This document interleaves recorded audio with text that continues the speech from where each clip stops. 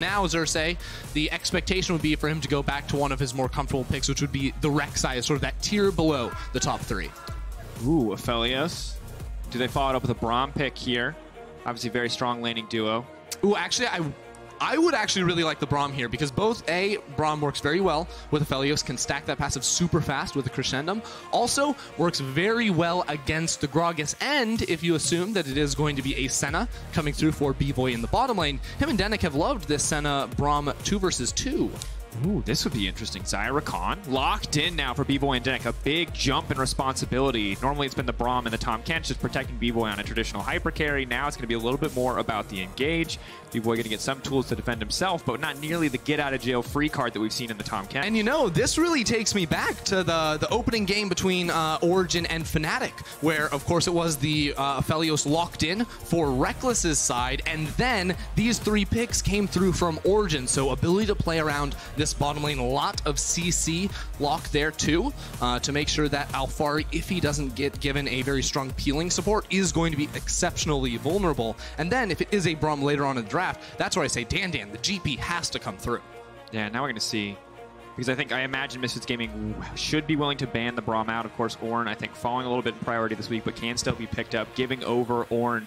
Plus, the Braum never feels super great, especially on a composition that may want to dissuade some of the Aphelios fighting. But I love what Origen have done with their jungle mid. This feels so incredibly powerful. The setup from either the Qiyana or the Elise is so good.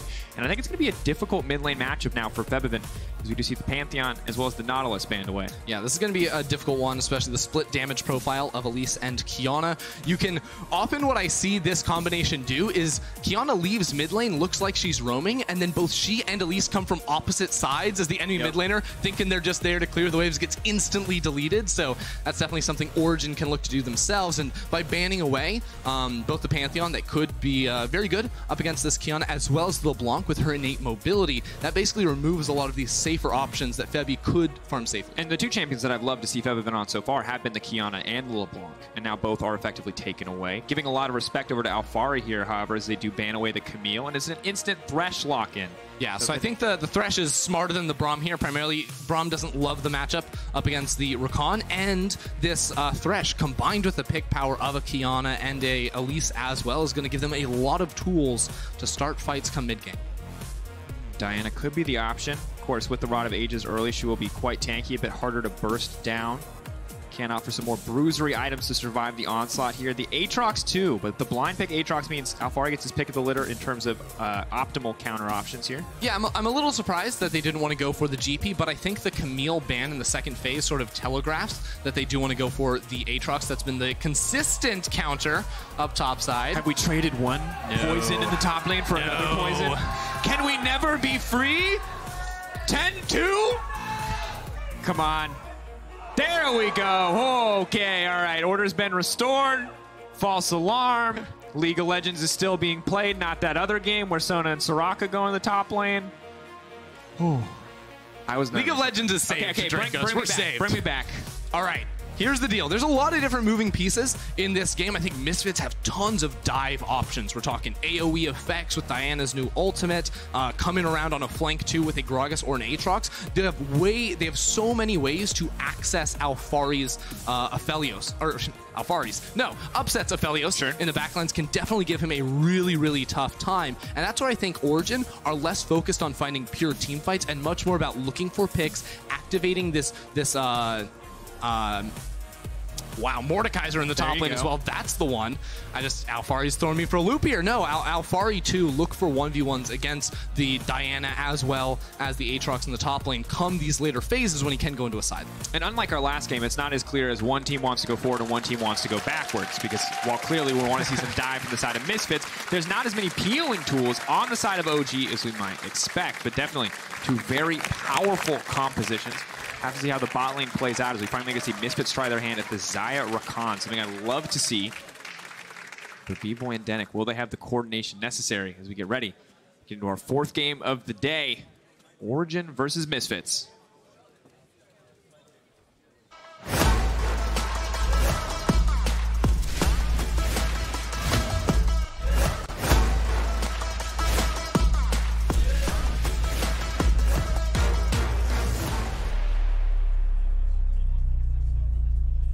That's right, folks. I made the joke earlier, and I knew you were going to jinx it. Caster cursed it. Epic music, instant pause. Here we are. Can't believe it. We're just doing it. We're excited. We're living for it. wait a second. That's true. That's you, Ender Weird Champ. That's me. I know what's happening in chat right now. You need to legally change your name. Christy Frierson is dead. Long live Ender Weird Champ.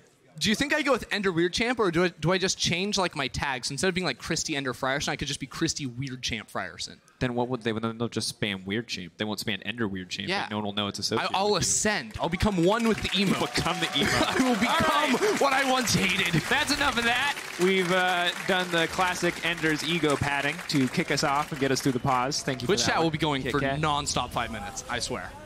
They're good at it. All right.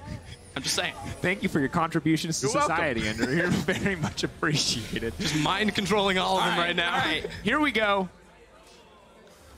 I guess I just want to hear you talk more because I'm going to ask questions about the jungle because Gragas Elise is very interesting. We've got two AP junglers, and now I want to because immediately I think Qiyana Elise kill.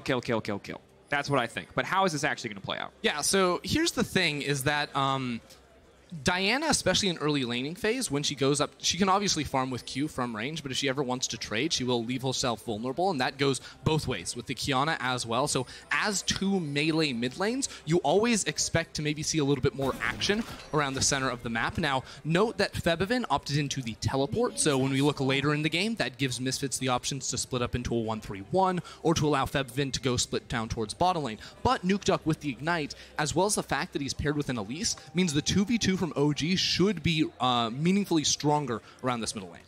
But of course, we get later and later, the value of the Gragas will increase, the value of Elise will in turn decrease. So a lot of eyes on the OG early game now, as Razork will get the gank here. And it looks like a lonely start for Xerxe. But I like this. Get willing to give up lane priority so that Upset and Destiny can be comfortable here.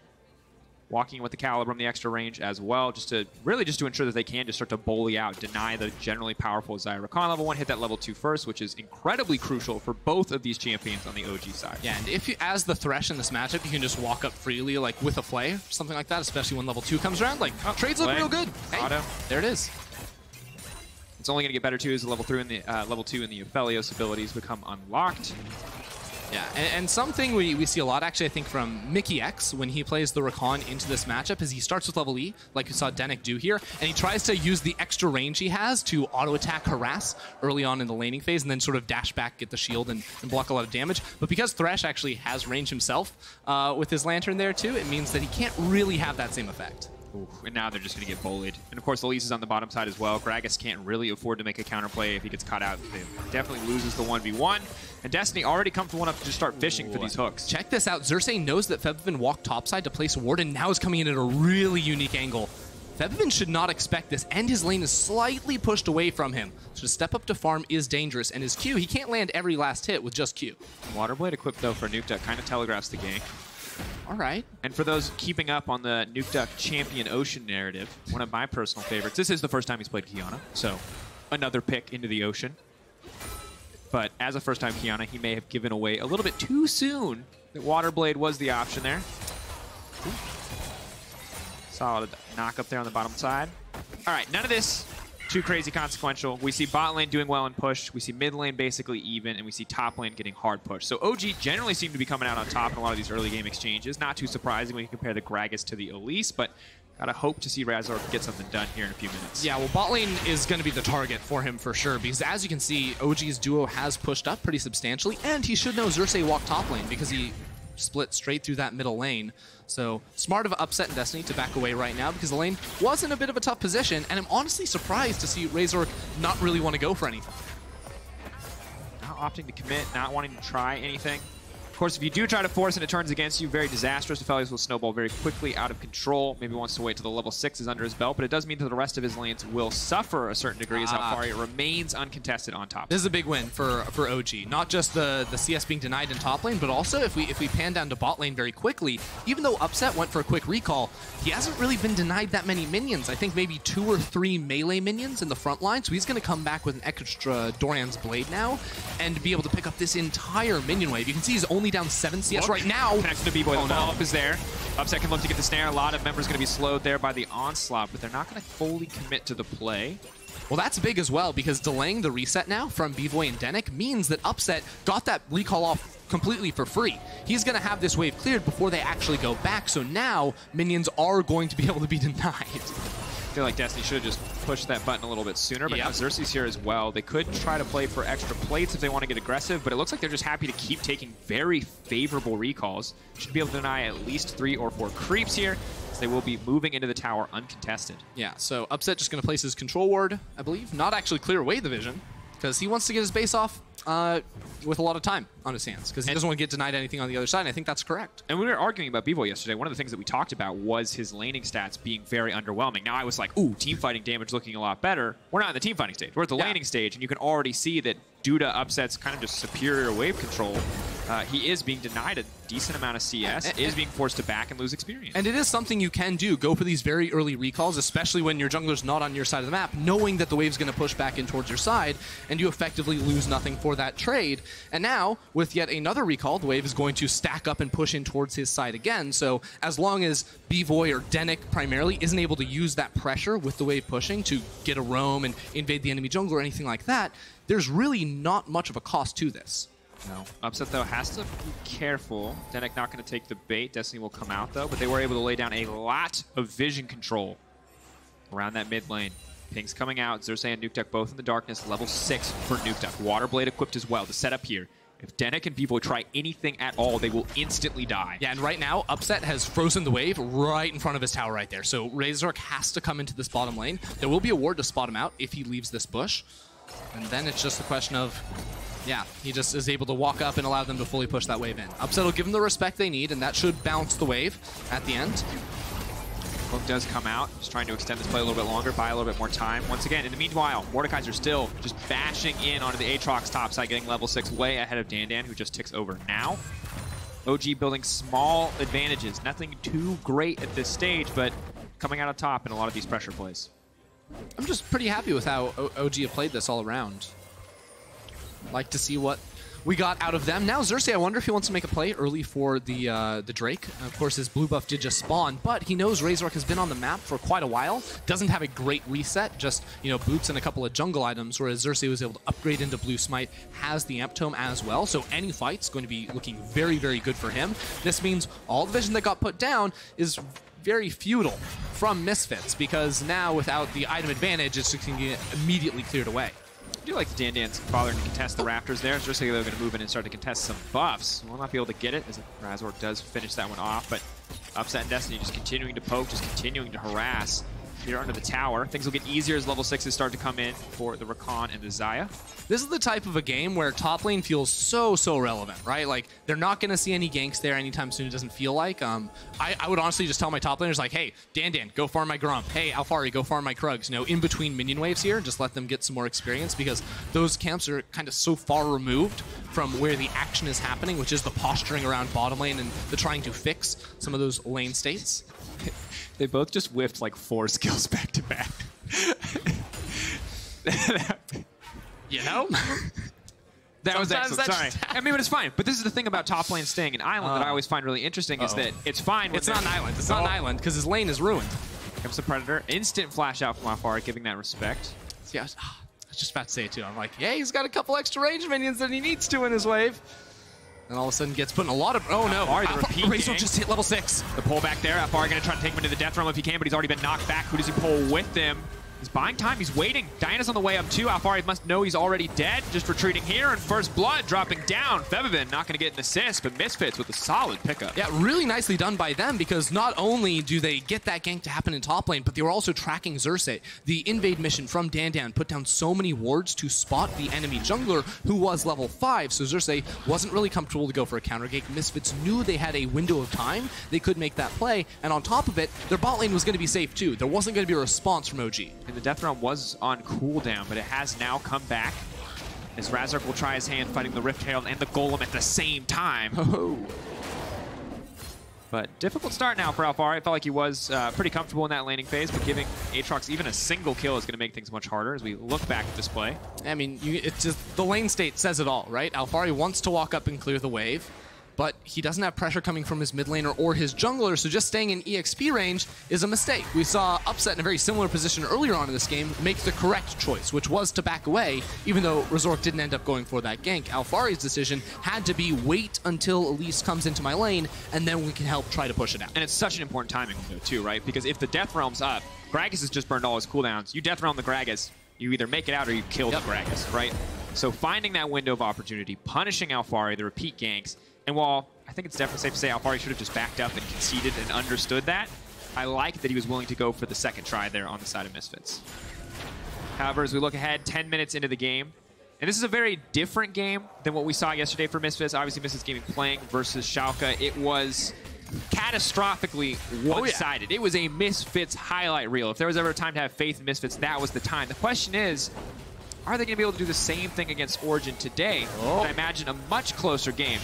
So Razork does manage to get away from the cocoon. Yeah, Razork was like, oh, there's a ward over this wall. Maybe I'm in a little bit of trouble. But yeah, Misfits were absolutely popping yesterday. Obviously, difference there in the competition.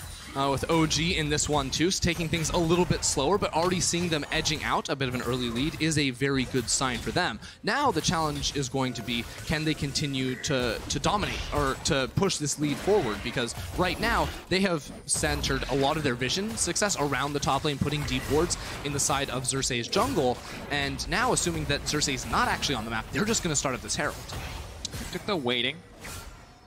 Obviously, an excellent position for Qiyana to fight. Everyone's coming up here.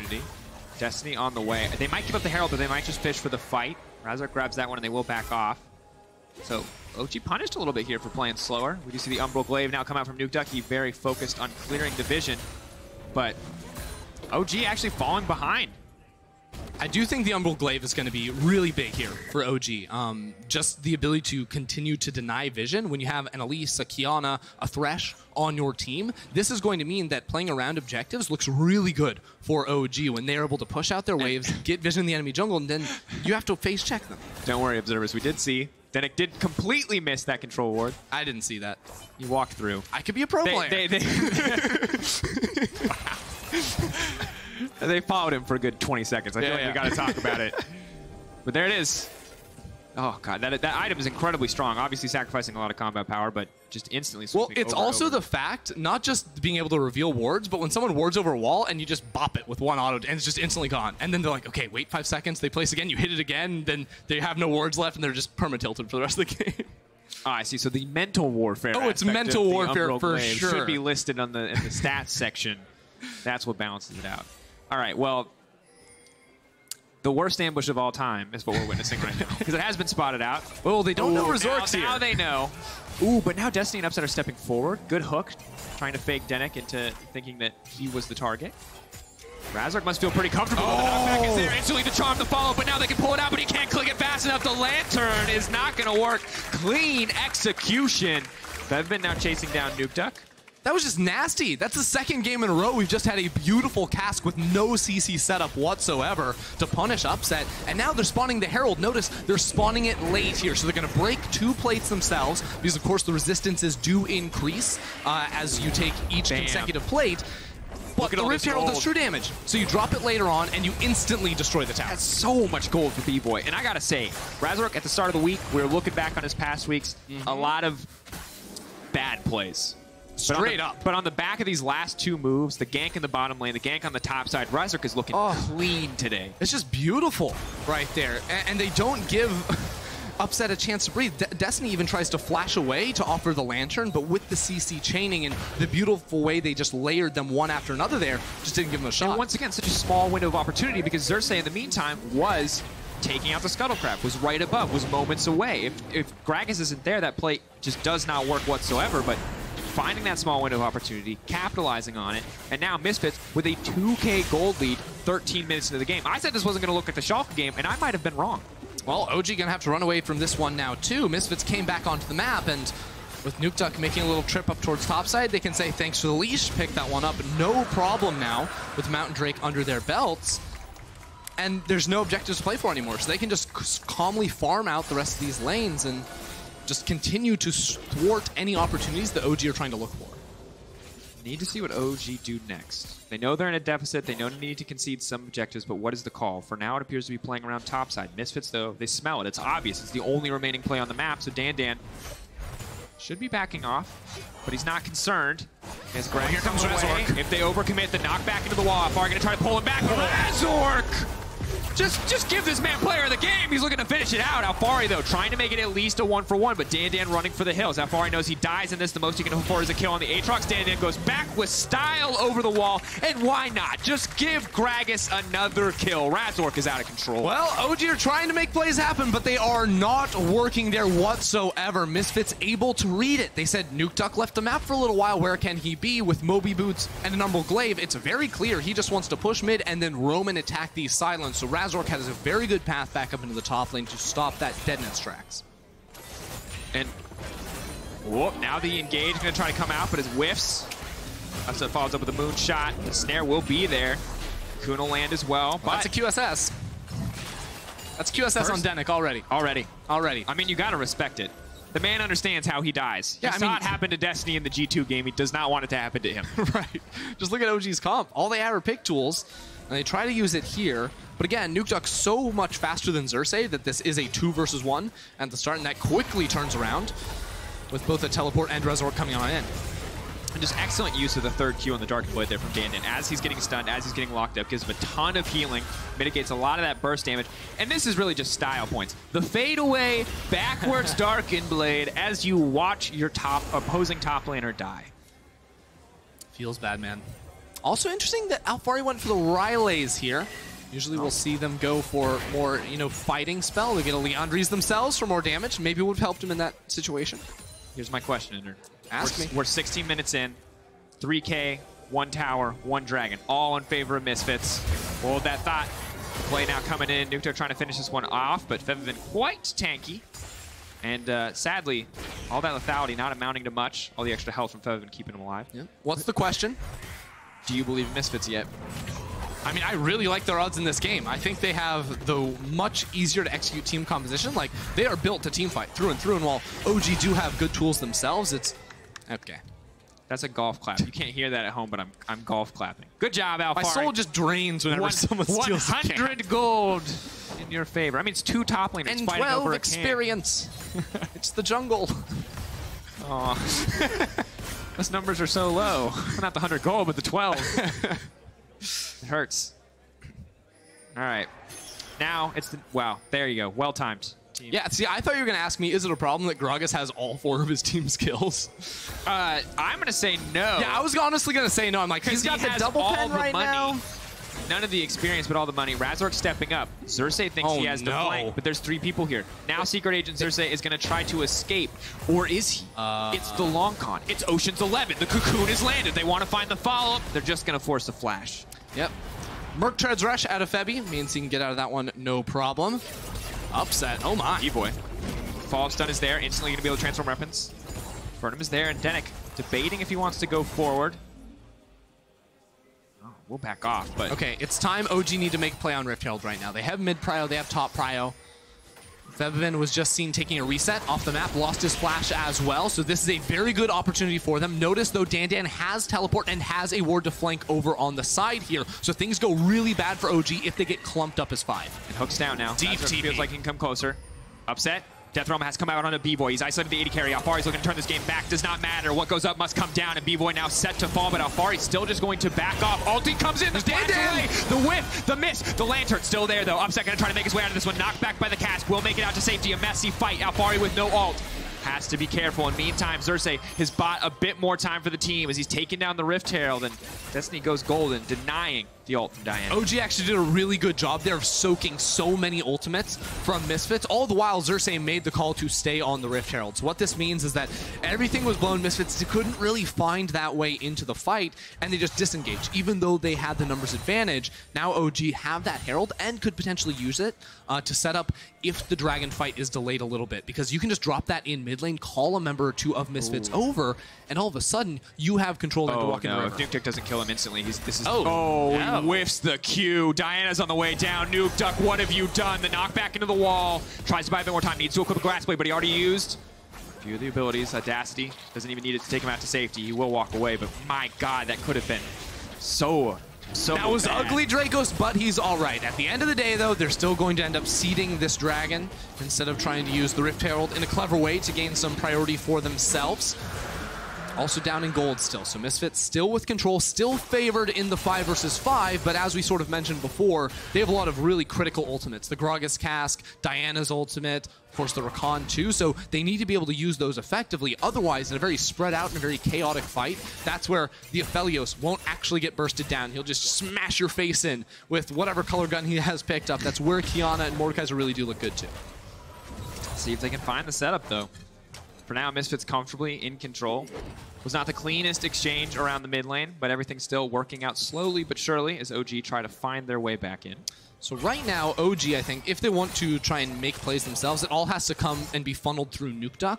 He's in a pretty good position right now, and the game has his 2 lethality items finished off. And right now, there's absolutely 0 armor being built by Misfits. And I think as we get further, Zhonya's start to come in for both Razork and Febiven. You'll finally see an armor item come through from DanDan too, I think, in the next 1 or 2. So that's where Nukeduck's value is going to diminish rapidly, as he doesn't have lethality to cut through all that armor.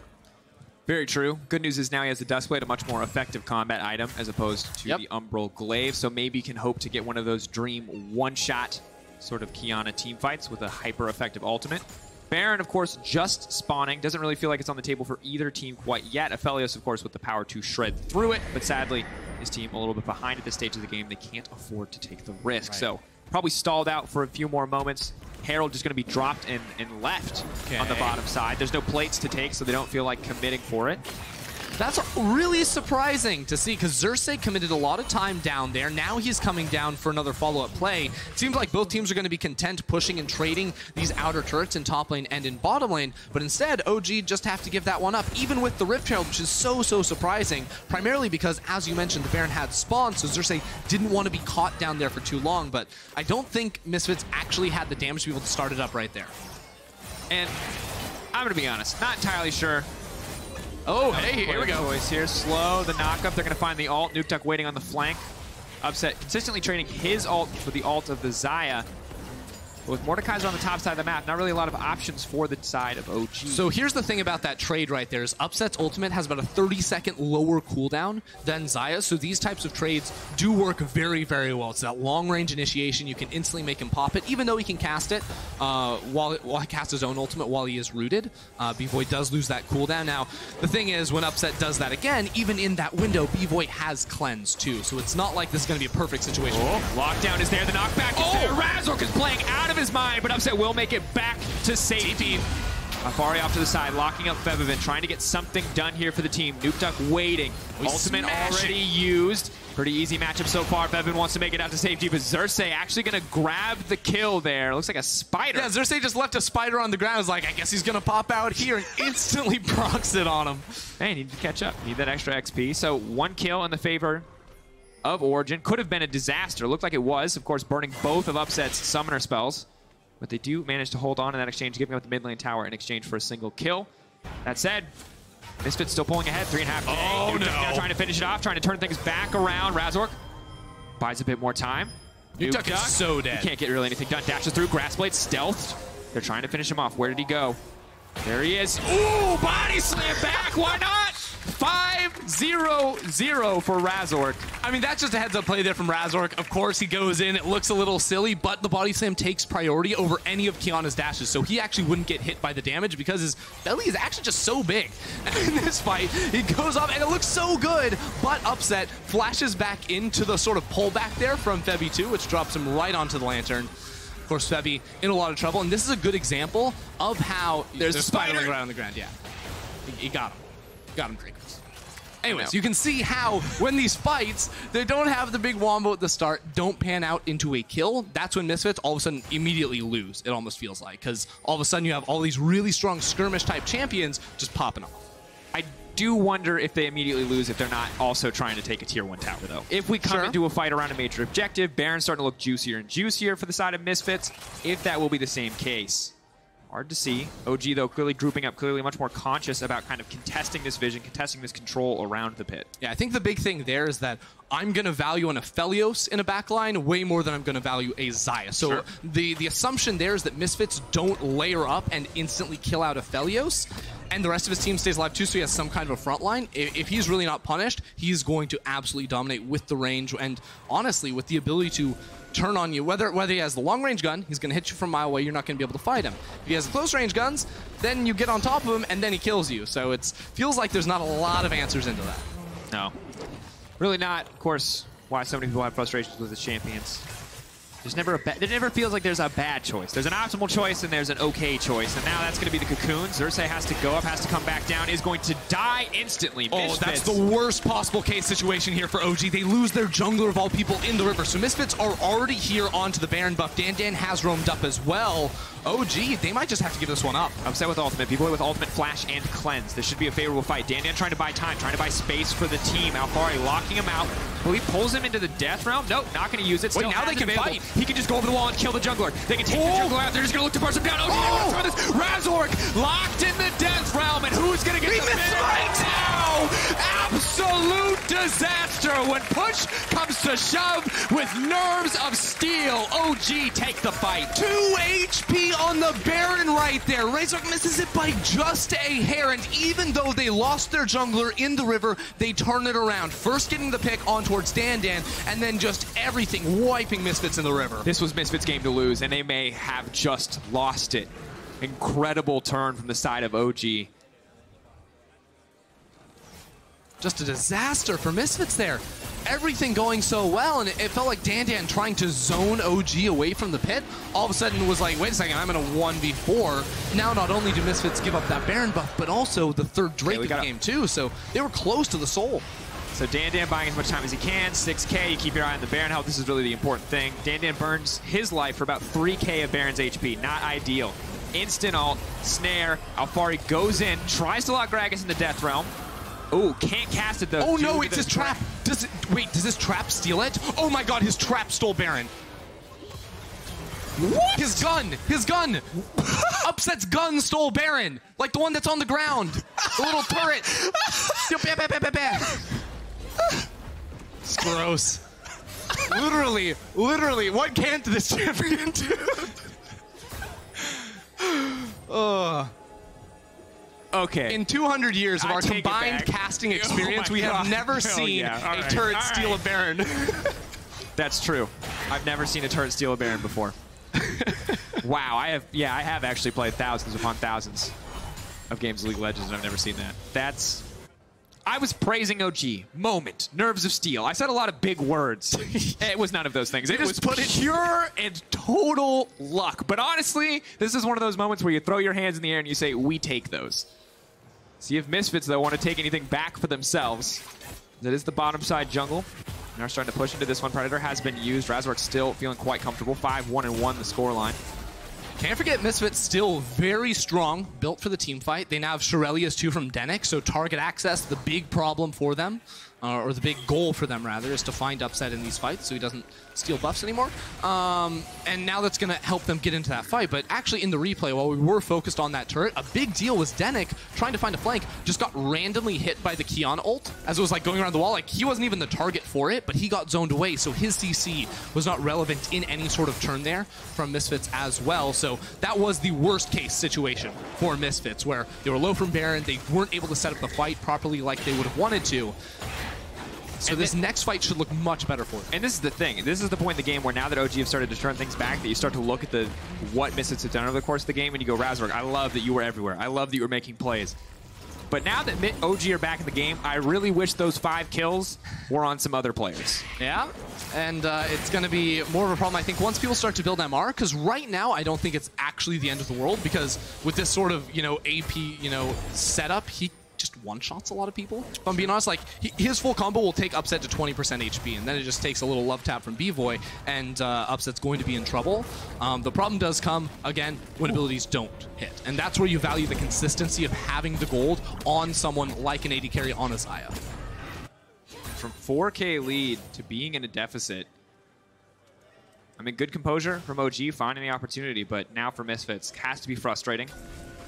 For a relatively young team, all things considered, have to see if they can keep their composure, keep it together. Because they still have the potential to execute in these fights and just absolutely dominate, especially if they can, as you said, just kill Aphelios to start it off. The other thing we're going to be looking for in the fights is which target Alphari is using his ultimate on. We saw like in the pit right there, he was trying to get onto Razork. I actually think you could even try to isolate like a Rakan from a team fight or an Aatrox too, like any of these backline divers. The first one you think that's going to be big trouble for your team. Same can be said for Diana too. Deny her that big AoE team fight ultimate. Those are the sorts of targets that I think are going to be really big. Or at the same time, if you can pick off Razork before he's used his own ultimate, that's going to be a big deal. Actually so powerful. And it's good that you bring up Rakan because that's where the QSS first buy may look a little strange, but when you take into account but when you take into account that you're against you know, a Mordekaiser, it makes a lot more sense, and it means that that's kind of a guaranteed engage, guaranteed disruption on the side of the Rakan. Same cannot be said for the likes of Bvoy, for the likes of Febiven. The options aren't that quite as clear there to stop the Death Realm from coming through.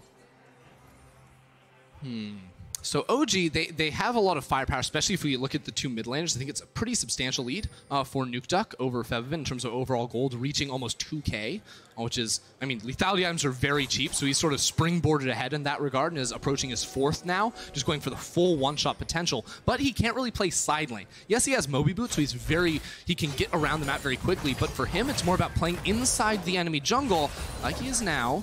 Just chasing down DanDan. And of course, with the Umbral Glaive, just knows that he has not been spotted. Have to keep your eyes on Upset's ultimate, however.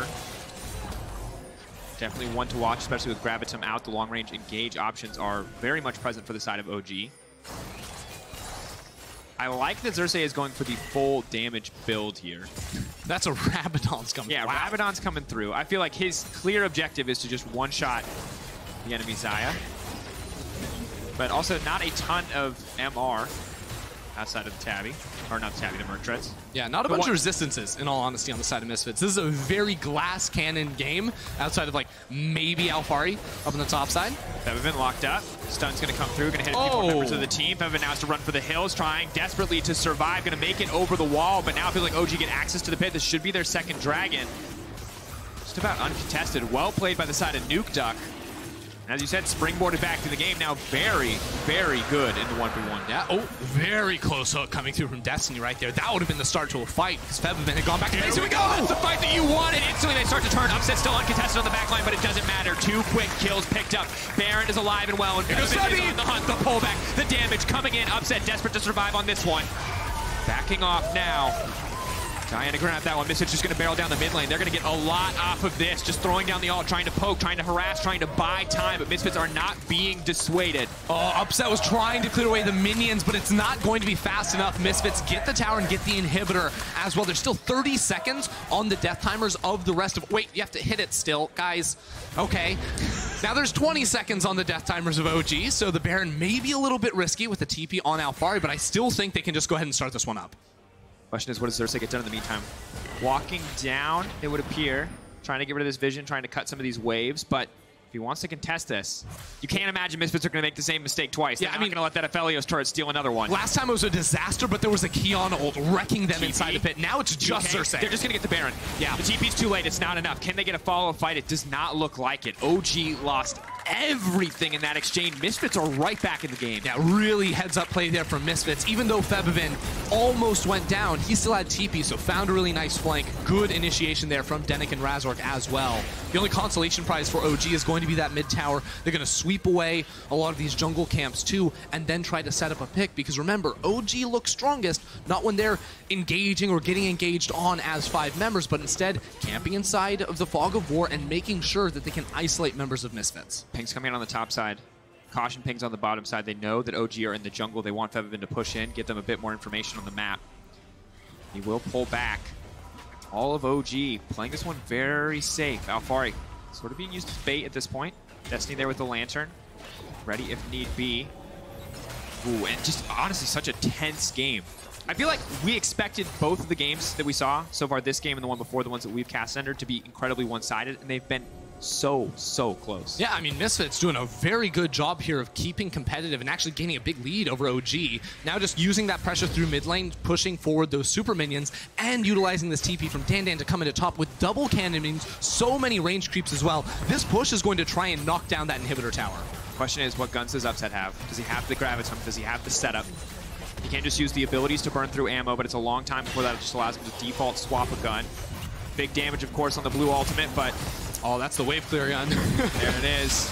Death Realm coming out. Alphari going over the wall. He's not afraid to get this one kicked off. Cask has come out. Ping's coming in. They're trying to track exactly where Alphari would go. They have vague information.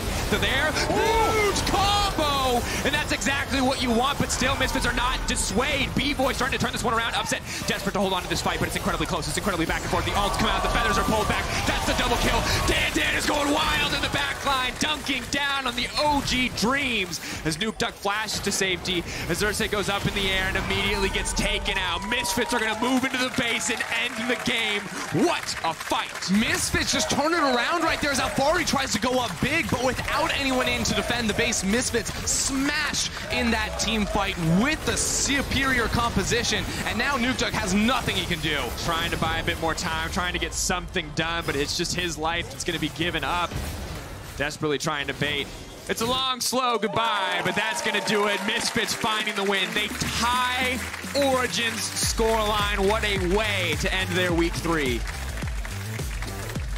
I came into the week and I asked Misfits to prove something. Beat a team that wasn't, mangling around in the middle here, and they show up against OG and they look very, very good. From the early game, mid game, there was one major hiccup around the Baron buff, but even then, they were able to recuperate and bounce back, and that is the sign of a good team in the making.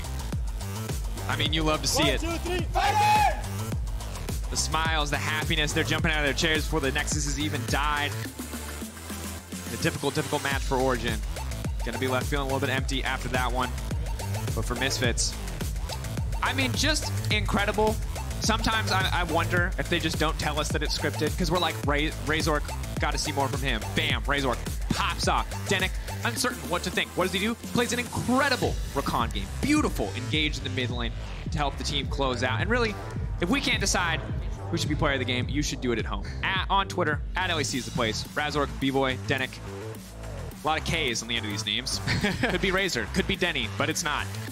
Let us know who it is. Honestly, I was just impressed. A lot of great individual play. Bvoy stepping up in the last team fight too with a great callback on the feathers, but just Misfits in general making very snappy decisions. The engage in mid lane right before that second Baron that they were able to end up taking. So many of these plays they had to make in the heat of the moment, and they were just so united and went for everything without any hesitation. And once again, that's one of, I feel like, the first tests of any new team coming in the Rift. How confidently can you play? Will you let your nerves affect you? For Misfits, the answer is no. They played fantastically. But folks, it's time. The match of the week is almost here as G2 eSports and Fnatic face off in a rematch of the summer finals. Throughout the day, we've asked pros for their predictions.